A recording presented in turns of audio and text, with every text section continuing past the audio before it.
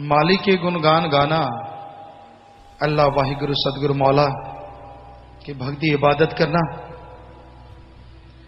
इस कलयुग में मुश्किल तो बहुत है पर असंभव नहीं है। हमने यहां तक देखा है, सदगुरु ने शायद इसलिए ऐसी जगह जन्म दिया, यहां सभी धर्मों के लोग हम एक साथ पढ़े, एक साथ पढ़ा करते थे, एक साथ रहा करते थे। बुराई के बारे में तो जानते तक नहीं थे, आपस में प्यार, आपस में मोहब्बत, एक दूसरे का साथ देना, खेलना कूदना पढ़ना, बस दैट्स ऑल। लेकिन सदगुरु ने इसलिए शायद उन धर्मों में हमें जन्म दिया, सदगुरु ने काम लेना था, हम तो खाकसार चौकीदार हैं भाई, वो अल्लाह वाहिगुरु सदगुरु मौला सब कुछ करवाने वाला है। और हमेशा ही हमने तो अपने आप को साध संगत का नौकर ही माना है, मानते थे और मानते ही रहेंगे। एक बार हमें पता नहीं कहां से हम बैठे हुए थे, फोन आया और या यहां से किसी ने फोन शायद 50 नंबर में लगाया था, याद नहीं उस जगह या इस जगह, कहने लगे जी मिलाओ, पता नहीं किस प्रेमी का वो नंबर मिल गया कि पिताजी मुहूर्त कर दो। तो हमने वो फोन उठाया, नंबर मिला दिया प्रेमियों ने, तो हमने उठा के लगाया, तो पूछने लगा कौन, हमने कहा आप कौन कहने लगा जी मैं उनका नौकर बोल रहा हूं। कहने लगा आप कौन, हमने कहा जी हम आपके नौकर बोल रहे हैं। उसके हाथ से रिसीवर गिर गया, तो वो भागा गया, हमें आवाजें सुन रही हैं, रिसीवर नीचे गिर गया, वो लटक रहा होगा फोन के पास, भाग के आओ जी पता नहीं कौन है, वो मेरा ही नौकर है। मैं तो हैरान हूं, मेरे तो हाथ पांव कांप रहे हैं, ये कौन है, आज तक मेरा नौकर कोई हुआ था ही नहीं, ये कौन बोल रहा है। तो वो भाग के आए कि पिताजी ना हो, तो उन्होंने फोन उठाया, पूछा, तो कहने लगे पिताजी आपने ऐसा क्यों कहा। हमने कहा आपका नौकर होगा, हम तो उसके भी नौकर है, उसको अगर जरूरत पड़ेगी तो उसका काम करने के लिए भी मालिक से दुआ करना हमारा फर्ज। तो हम तो नौकरों के नौकर हैं भाई, हमेशा सबके लिए दुआ करते रहते हैं और यही अपने आप को समझते हैं, इस आश्रम में भी रहते हैं। मेरा मौला सतगुरु जानता है, या वो जानते हैं जो हमारे आसपास सेवा करते हैं, जिम्मेवार जानते हैं कि अपना खाना खाते हैं वो भी सोच के खाते हैं कि इसका कितना पैसा बन गया होगा, वो पहले एडवांस में ही जमा करवा देते हैं। परिवार वाले आया करते थे, साथ संगत लंगर खाती है, वो भी लंगर खाते थे पहले शुरू में। और यहाँ जिम्मेवार जो होते थे बाबू इंद्र सेन जी या जो दूसरे जिम्मेवार अब हैं यहाँ, उनको मालूम है कि 1990 से 15,000 साल का हम उनका खाने का ही जमा करवाते थे, लंगर का। और खाने वाले 3-4 लोग होते थे जो सादा सादा भोजन लेना लगातार जमा करवाते आए। और अब तो सतगुरु ने दिया ही इतना है कि लोगों को टटियां लगी हुई हैं। हालांकि बहुत बड़ा घराना है, वो पूरा गांव का गांव हमारे बुजुर्गों का था। अब भी वहां सबसे ज्यादा जमीन है, लगभग 125 एकड़ के करीब उस एरिया की। तो राजा महाराजा आया करते थे शुरू से ही, बहुत बड़ा घराना सतगुरु ने बख्शा। और अब तो बरकतें ही बरकतें हैं, इतना कुछ बख्शा है। और ये सब मेहनत का है, मेहनत का। हम 7 साल के थे जब ट्रैक्टर चलाने लग गए थे, 6-7 साल के। और उस समय जो खेत में पानी लगता था, नहर ताजा ताजा आई थी, 10 या 15 बीघा, जो राजस्थान में 5 कनाल का बीघा है, 10-15 बीघों में पानी लगता था। और हम ट्रैक्टर चलाते थे, स्टीयरिंग चलाते थे, स्टीयरिंग बड़ा था, हम छोटे थे। फोर्ड ट्रैक्टर था पहले, एक पुराना बहुत पहले का लिया हुआ हिंदुस्तान छोटा जीटर कहते हैं, नीले से रंग का था, वो उस एरिया में पहला ट्रैक्टर था। तो वो चलाया करते थे। आपको सुनाया भी है कि उसका गेयर अड़ गया था एक बार, बैक करने लगे तो बैक गेयर अड़ गया। बापूजी भी साथ थे, कहने लगे अब क्या करेंगे, क्योंकि टूल घर में भूल आए। हमने कहा करेंगे क्या जी, आप देखो बस। तो हमने मुंह कर लिया पीछे को, स्टीयरिंग पकड़ लिया पीछे से, हमने कहा बेटा ऐसे ही चल गांव तक। तो सारे लोग हंस रहे थे, ये ट्रैक्टर कैसे आ रहा है, आ भी उल्टा रहा है। मैंने कहा साइड में हो जो, हॉर्न नहीं है पिछली तरफ। सो घर में ले जाके उसका खोल के गियर वगैरह, और सारा ट्रैक्टर का सारा काम हम खुद करते थे। उसका मुगलैल बदलना है, बैटरी का काम है। एक बार मिस्त्री से करवाया, नहीं इसमें कौन सी बड़ी बात है, कहता बड़ी बात नहीं तो करके दिखा। हमने कहा अच्छा अभी पाने, उसी टाइम करके दिखा दिया। कहता है मैंने तो ट्रेनिंग ली है। हमने कहा हमें सतगुरु ने दे रखी है, अंदर से जन्म से माँ के गर्भ में दे रखी है हमारे मौला ने। सो हम ट्रैक्टर चलाते, स्टीयरिंग बड़ा था, साइड में से देख के चलाते, सारी सारी रात हल जोतते। बहुत बड़ा खेत है, बहुत बड़ा, कभी आप जाएं, साथ संगत जाती है। अब तो वहां बाग है, वहां टीले थे इतने बड़े बड़े, यहाँ नीचे से लेके इतने ऊंचे। ट्रैक्टर ऊपर चढ़ जाता, जब नीचे जाता तो पता ही नहीं चलता किधर गया, आगे फिर दूसरे टीले पे चढ़ता, फिर ऐसे। तो प्यारी साथ संगत जी, सारी सारी रात हम ट्रैक्टर चलाते। और 4 बजे हमें याद है, हम हमारे साथ काम करने वाले सज्जन थे, जिसे लोग आजकल नौकर कह देते हैं। हमने उन्हें कभी नहीं भाइयों की तरह, या वो हमें मामा कहते, हालांकि हम छोटे थे वो बड़े थे, तो इसी तरह उसको संभालते।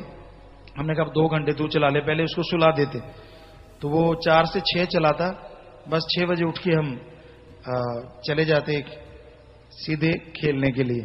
वहां खेलते, 10:30 स्कूल लगता, 9 बजे आते नहा नहू के, और खाना थोड़ा बहुत लेके स्कूल चले जाते।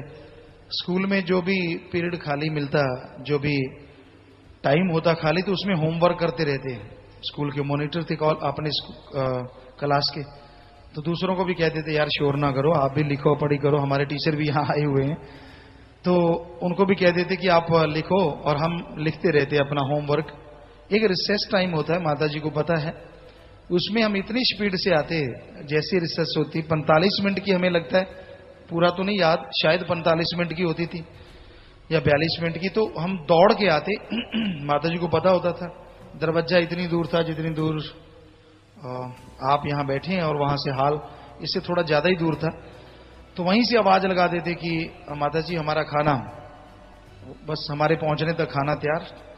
हम लिया, और 5-10 मिनट में खा पी के वापस स्कूल में, और वहां जाके अपना होमवर्क फटाफट फटाफट जो भी होता फटाफट कर लेते। स्कूल में पढ़ते रहते, और फिर जैसी छुट्टी होती, 4 बजे होती या जितने बजे, अगर 10 बजे लगता तो शायद 4, 4:30, तो सामान वहीं रखते, किताबें, खेलना शुरू।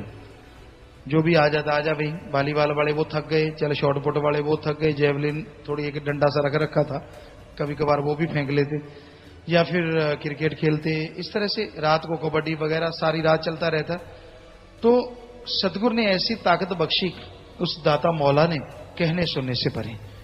गांव में पूछ लीजिए आप, जाके आज भी पूछ लीजिए, यहां से हम गुजरते थे, माता का तो कह नहीं सकते, पर हमारी जो बहनें होती थी या बेटियों के समान थी, वो दौड़ के अंदर चली जाती थी।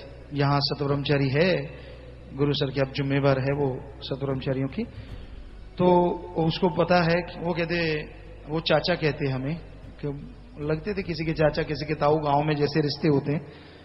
वो कहती हम आपस में सलाह करते होते थे कि अगर चाचा दिख गया ना, पहले अंदर भाग जाना, कोई पता नहीं थप्पड़ ही ना जड़ दे। क्योंकि हम पूछ लेते थे यहाँ किसको देख रही हो, कोई लड़के को या किसको, क्या मतलब आपका, कि आपका जब कोई काम ही नहीं है तो वहां से लड़के कई बार कई एर गैर गुजरते रहते। तो लोग आज क्या क्या कह रहे हैं, और आप उनसे पूछिए क्या क्या होता था। गांव वाले बैठे हैं, हम शर्त रख सकते हैं, सिर की एक उंगली कोई कर दे, झूठा बकवास करे तो कर रही है दुनिया, पर सवाल पैदा नहीं होता। माई का लाल कोई कह दे, कुलों तक का ये है हमारा, तो हम अपनी गारंटी देते हैं। सतगुरु की ही रहमत, सतगुरु, हालांकि लड़के लड़कियां तक हम इकट्ठे खेले हैं। एक दिन लड़कियों के स्कूल में हम गए, बच्चे आए हुए हैं इधर, तो उनमें शायद पुराना लाड़ा कहते थे, वो भी बैठे होंगे यहाँ। तो एक बार हमसे पूछने लगे, पिताजी आप कितने गेम खेलते थे हमारे वाले। हमने कहा बोलो बेटा, हम बता देते हैं। तो बताने लगे ऊंच नीच का, पापड़ा, फलाना, धिंकड़िए, क्या होता है, एक चूड़ी टूट जाती है, चूड़ी से चूड़ी बाहर निकालना, और ये गेंद वाला, ये गीटे गूटे, पता नहीं क्या नाम। हमने कहा हमने कोई नहीं छोड़ा, ये गिनते रहे, पता नहीं कितने गेम गिने इन्होंने। लड़कों के स्कूल में गए तो उन्होंने गिने, कोई गांव का गेम नहीं छोड़ा। हर गांव का गेम जो होता है वो खेलते रहे हम, और पढ़ते रहे। सतगुरु की रहमत, जैसा भी उसने पढ़ाया पढ़ते रहे अपनी तरफ से। हाँ, जब भी टाइम मिलता शाम के टाइम 2 घंटे पढ़ते, बाकी टाइम यही ऐसे ही चलता रहता है। दुनिया के अनुभव लेते रहते, क्या हो रहा है, बुजुर्गों में क्या है, क्या कर रहे हैं, नौजवान क्या कर रहे हैं। तो सतगुरु ने वो सारा अनुभव दिलाया। कई जगह हिंदुओं की शादी में गए, मुसलमानों के गए, सिख धर्म में गए, सब जगह जाते रहते। सबको वहां संतों की बाणी पढ़ते, उससे कोई लेना देना नहीं होता, बल्कि कहते भाई जी यार काम नहीं मुकाउंदा, पकौड़े ठंडे हो जाएंगे। तो सबको खाने पीने का ही लालच होता था। संतों की बाणी क्या कह रही है उससे कोई लेना देना नहीं होता। हमने देखा है नौजवानों को तो खास करके, यार पैग मारांगे बाबा खड़ा ही नहीं चढ़ता, तो 2 मिनट च मका दे कम। हम हंसते रहते बैठे कि ठीक है। बुजुर्ग होते ताश के पत्ते देते रेखी लेते रेखी लगे रहते। शादियों में भी जाते उनका यही काम, जेब में ताश लेके जाते, काटो फलाने कड़ी ताश, ये पत्ते, और कोई काम नहीं है। इस कलयुग में सतगुरु दाता ने रहमत की और पूरा अनुभव दिलाया, और इसलिए हम आपको इन बुराइयों से दूर करने के लिए कहते हैं। और नौजवानों को कहते एक्सरसाइज किया करो।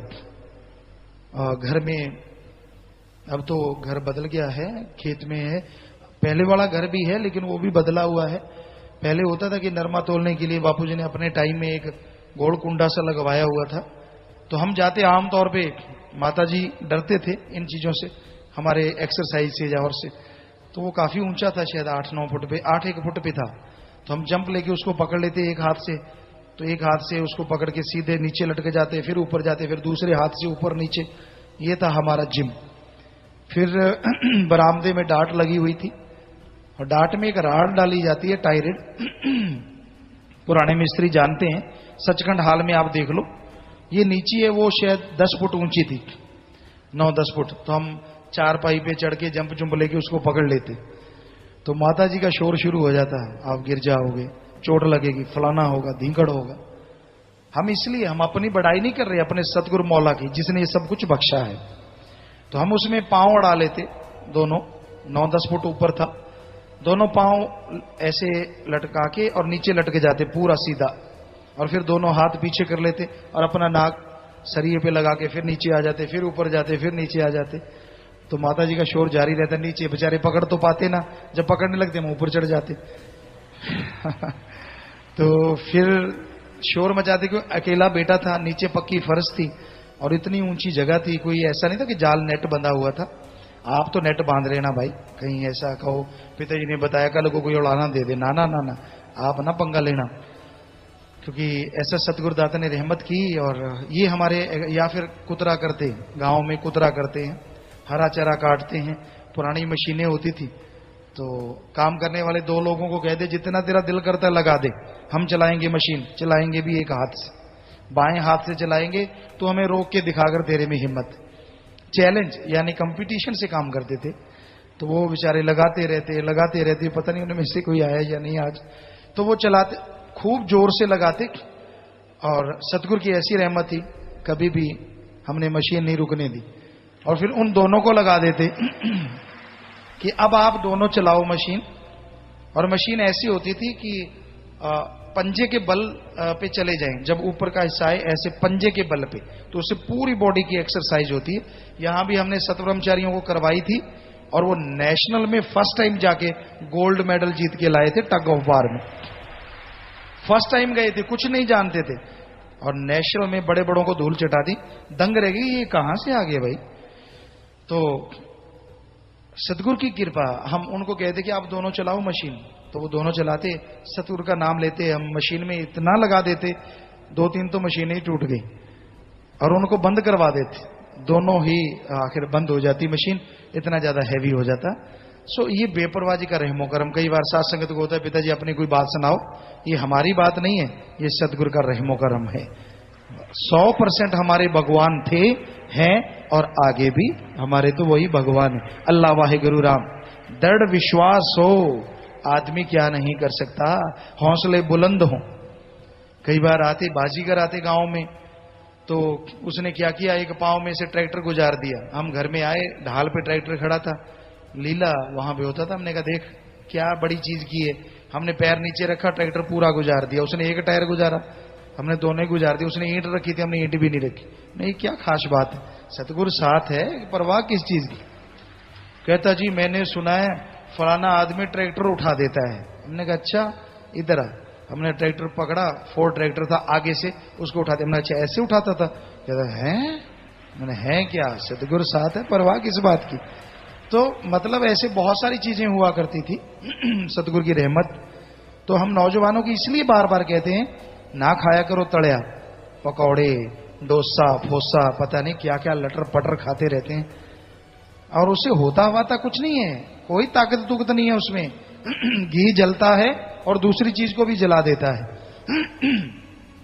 अगर एक्सरसाइज करनी, कच्चा घी सब्जी में डाल लो, किसी भी चीज में, दूध पियो, कच्चे घी के ऊपर से पानी ना पियो बस, और फिर एक्सरसाइज करो, बॉडी जैसी मर्जी बना लो।